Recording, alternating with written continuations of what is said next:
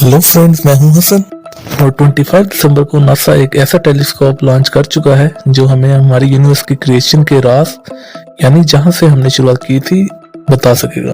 यानी हमारी शुरुआत कहां से हुई ये बता सकता है, पर आखिर कैसे? आगे आप इसके बारे में जानोगे। जेम्स वेब टेलीस्कोप जिसके बनाने की शुरुआत 1996 में ही हो गई थी, जिसको 2007 में लॉन्च किया जाने वाला था। तो आखिर ऐसा क्या हुआ कि लॉन्चिंग ईयर के 14 साल बाद भी इसका लॉन्च अब तक रुका रहा।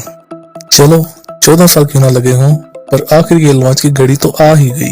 लेकिन लॉन्च होते ही हमारी यूनिवर्स के बारे में हमें नहीं बताएगा। इसे हमें कोई भी इमेज या स्टडी भेजने के लिए कम से कम 6 महीने तो लगेंगे। पर ऐसा क्यों? क्या आपको इसके पीछे का राज पता है?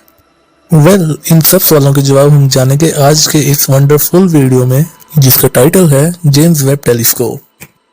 तो चले सबसे पहले मैं आपको ये बता दूं कि इस टेलीस्कोप को किस मकसद के लिए स्पेस में भेजा जा रहा है। जेम्स वेब टेलीस्कोप 4 की गोल्स को मद्देनजर रखते हुए बनाया गया है। नंबर 1, बिग बैंग के बाद फर्स्ट स्टार से लेकर अलग अलग गैलेक्सीज की लाइट्स की स्टडी करने के लिए। नंबर 2, गैलेक्सीज की फॉर्मेशन और एवोल्यूशन की स्टडी करने के लिए। Number 3, stars and planetary systems की फॉर्मेशन को समझने के लिए। और आखिर में नंबर 4, यूनिवर्स के ओरिजिन की स्टडी करने के लिए। इसका मतलब यूनिवर्स को इंफ्रारेड वेवलेंथ की नजर से देखकर वेब टेलीस्कोप हमें उन चीजों की सर्च करने में मदद करेगा जो आज से पहले कोई भी टेलीस्कोप नहीं कर पाए। और आखिर वो हमें इन सारी चीजों के बारे में कैसे बता सकता है? तो देखो, ये सब कुछ पॉसिबल है उसके यूनिक फीचर्स की वजह से, जो हबल टेलीस्कोप जैसे बाकी टेलीस्कोप में मौजूद नहीं थे। वेब टेलीस्कोप का एरिया हबल टेलीस्कोप से 6 टाइम्स ज्यादा है, क्योंकि वेब टेलीस्कोप ऐसे 4 साइंटिफिक इंस्ट्रूमेंट कैरी कर रहा है जो हबल टेलीस्कोप से बहुत अलग है। क्या आपको पता है कि वो 4 साइंटिफिक इंस्ट्रूमेंट्स क्या हैं? मैं बताता हूँ ना। सबसे पहले आता है सनशील्ड प्रोटेक्शन। इस सनशील्ड प्रोटेक्शन को वेब टेलीस्कोप का सनस्क्रीन कहा जाता है, क्योंकि यही सनशील्ड टेलीस्कोप को सूरज के यूवी रेज से बचाएगा। ऐसा इसलिए क्योंकि हमारे आउटर स्पेस का टेम्परेचर -270.45 डिग्री सेंटीग्रेड है, और इस फ्रीजिंग टेम्परेचर में अच्छे से वर्क करने के लिए टेलीस्कोप का टेम्परेचर -223.2 डिग्री सेंटीग्रेड होना चाहिए। अगर सनरेज डायरेक्ट टेलीस्कोप पर पड़ती है तो इसकी वजह से टेलीस्कोप के इंस्ट्रूमेंट्स में टेम्परेचर बढ़ सकता है, जिससे वो खराब हो जाएगी। इसी प्रॉब्लम के तोड़ के लिए इसमें कैप्टन ए नाम के पॉलीमाइड फिल्म के 5 सनशील्ड लेयर्स लगाए गए हैं, जो एक ह्यूमन हेयर जितने पतले होते हैं। इन शील्ड्स के दोनों साइड पर एल्यूमिनियम और सिलिका से कोट किया गया है, ताकि वो सन की हीट को वापस स्पेस में रिफ्लेक्ट कर सकें, जिससे सन शील्ड की अपोजिट साइड कूल रहेगी।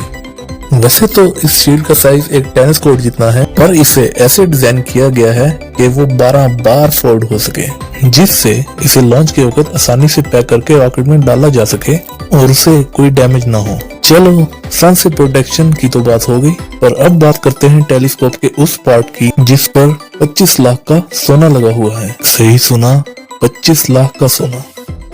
ऑप्टिक्स JWST के प्राइमरी मिरर्स गोल्ड से कोट किए गए हैं, पर गोल्ड ही क्यों? क्योंकि गोल्ड एक एक्सट्रीमली अनरिएक्टिव मटेरियल है। हबल टेलीस्कोप के मिरर्स को भी गोल्ड नहीं तो एल्यूमिनियम और मैग्नीशियम फ्लोराइड से कोट किया गया था।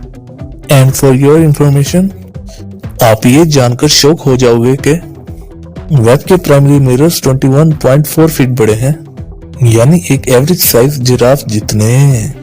अब आप यही सोच रहे हो ना कि इतने बड़े मिरर्स को ऊपर कैसे भेजा जाएगा।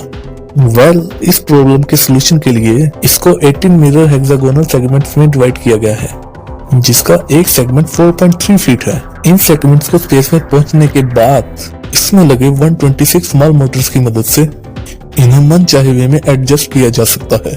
मतलब मिरर्स की सारी सेटिंग ऊपर जाके आराम से होगी, ये कहा जा सकता है।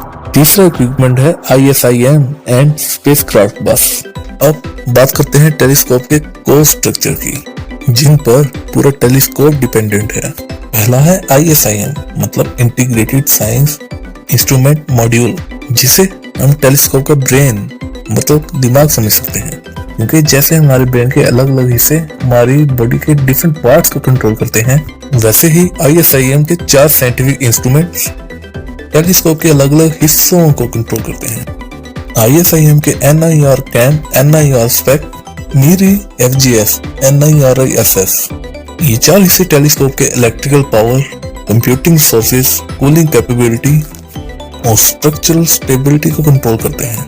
टेलीस्कोप का दूसरा इंपॉर्टेंट पार्ट है स्पेसक्राफ्ट बस, जो वेब टेलीस्कोप का प्राइमरी सपोर्ट कंपोनेंट है। ये टेलीस्कोप के कंप्यूटिंग, कम्युनिकेशनल, प्रोपल्शन और स्ट्रक्चरल पार्ट्स को फोर्स करता है और टेलीस्कोप के डिफरेंट पार्ट्स को एक साथ जोड़ता है। अगर इसको आसान अल्फाज में समझाने जाऊं तो ये टेलीस्कोप के ग्लू की तरह है, जो टेलीस्कोप के सारे पार्ट्स को एक साथ जोड़ के रखता है। और शायद इसी मजबूत जोड़ की वजह से स्पेस बस, जिसका सेल्फ वेट 350 किलो है, वो 6200 किलो जितने भारी टेलीस्कोप को सपोर्ट कर पाता है। Mind blowing, right?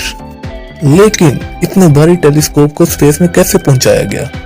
Webb telescope को एरियन 5 नाम के रॉकेट में फ्रेंच गुयाना के गुयाना स्पेस सेंटर से लॉन्च किया गया, जिसने लॉन्च के 26 मिनट बाद ही टेलीस्कोप को स्पेस में पहुंचा दिया। जिसके बाद टेलीस्कोप रॉकेट से डिटैच हो गया और अकेला सफर करने लगा, जिसके तकरीबन 1 मंथ के तन्हाई के सफर के बाद आखिर में वो अपनी डेस्टिनेशन L2 पर पहुंच जाएगा, सन की ऑपोजिट डायरेक्शन में। और नॉर्मली कोई भी ऑब्जेक्ट जब सन से मिलियंस माइल्स दूर होता है, वो सन के अराउंड ऑर्बिट करने के लिए 1 साल से ज्यादा वक्त लेगा। लेकिन L2 के मामले में वो सन में है, तो दोनों से निकलने वाली ग्रेविटी टेलीस्कोप को एक्स्ट्रा बूस्ट और एनर्जी प्रोवाइड करेगी, जिससे वो अर्थ के ईयरली ऑर्बिट में परफेक्टली सिंक करेगा और वेब टेलीस्कोप को यूनिवर्स में कई लाइट ईयर्स दूर तक देखने में हेल्प करेगा। लेकिन L2 पर पहुंचते ही वेब टेलीस्कोप हमें रिजल्ट देना शुरू नहीं करेगा। उसे हमें यूनिवर्स के ओरिजिन का राज बताने के लिए कम से कम 6 महीने लगेंगे। पर इतना वक्त क्यों भाई? रहा नहीं जाता है ना? तो देखो, किसी भी सब्जेक्ट की किताब लेने से आप एग्जाम में पास तो नहीं हो जाते, राइट? उसके लिए आपको इस किताब को खोलकर पढ़ना पड़ेगा। उसी तरह से ही L2 पर पहुंचते ही वेब टेलीस्कोप अपनी स्टडी स्टार्ट नहीं कर सकता।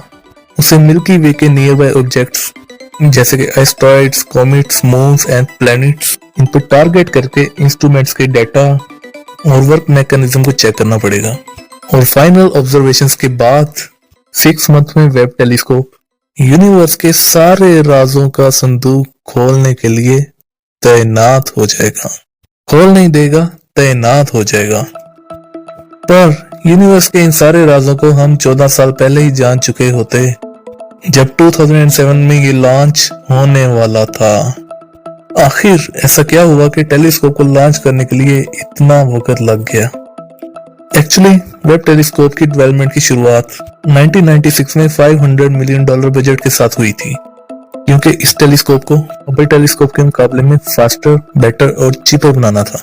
लेकिन 2005 में बजट खत्म होने की वजह से प्रोजेक्ट मेजर रीडिजाइन में चला गया और फिर कई साल की जमा पूंजी के बाद 2016 में इसका कंस्ट्रक्शन पूरा हो गया। फिर उसे टेस्टिंग के लिए भेज दिया गया। उस टेस्टिंग के वक्त 2018 में सनशील्ड फट जाने की वजह से प्रोजेक्ट को वापस होल्ड करना पड़ा। और आखिर में जब वेब टेलीस्कोप पूरा होने ही वाला था, ये 2020 मार्च के कोविड पेंडेमिक की वजह से इस प्रोजेक्ट को फिर से डिले कर दिया गया। अब आखिर टेलीस्कोप साइंस की तलाश में कितनी उड़ान भरेगा ये तो नहीं पता हमें, लेकिन इस प्रोजेक्ट को कंप्लीट होते होते उसके बजट ने स्पेस में अपनी उड़ान जरूर भर ली है, क्योंकि $500 मिलियन पर शुरू हुआ ये प्रोजेक्ट आज $8.8 बिलियन पर आकर खत्म हुआ है, which is huge, kind of like 64,000 crore rupees. चलो देर ही आए पर दुरुस्त आए, मतलब 14 साल क्यों ना लगे हों। और अब कुछ ही महीनों में ये हमें एक स्टार की फॉर्मेशन से लेकर हमारा यूनिवर्स कैसे फॉर्म हुआ ये भी बता पाएगा, which is all we care about, right? पर यूनिवर्स तो 13.8 बिलियन ईयर्स पहले ही फॉर्म हुआ था, तो हम इसके बारे में कैसे जान सकते हैं? वेल, नासा के मुताबिक James Webb telescope 13.7 billion light years दूर तक देख सकता है, जो हमारी यूनिवर्स के फॉर्मेशन के ठीक 100 मिलियन ईयर्स बाद की बात है। तो जब हम यूनिवर्स के ओरिजिन को देख सकते हैं, तो क्या हम बिग बैंग के बाद अर्थ को छोड़ के किसी और प्लेनेट या गैलेक्सी पर मौजूद लाइफ को भी जान सकते हैं। मतलब क्या हम एलियन एग्जिस्ट करते हैं या नहीं, इसको जान पाएंगे। आपका क्या ख्याल है फ्रेंड्स, मुझे नीचे कमेंट सेक्शन में बताना। और अगर आपको ये वीडियो पसंद आई तो लाइक जरूर करना। इस वीडियो को सभी फ्रेंड्स के साथ शेयर करो, क्योंकि जेम्स वेब टेलीस्कोप की बातें चल रही हैं और सभी को ये सारा नॉलेज मिलना चाहिए। सो share it now, hit the share button. और अगर आप इस चैनल पर नए हो तो HR TV को अभी सब्सक्राइब कर लो, क्योंकि ऐसी कूल, नॉलेजेबल और इंफॉर्मेटिव वीडियोस आपको सिर्फ यहीं पर देखने को मिलेंगी। See you in another video friends. Till then, as always, stay curious, keep learning and keep growing.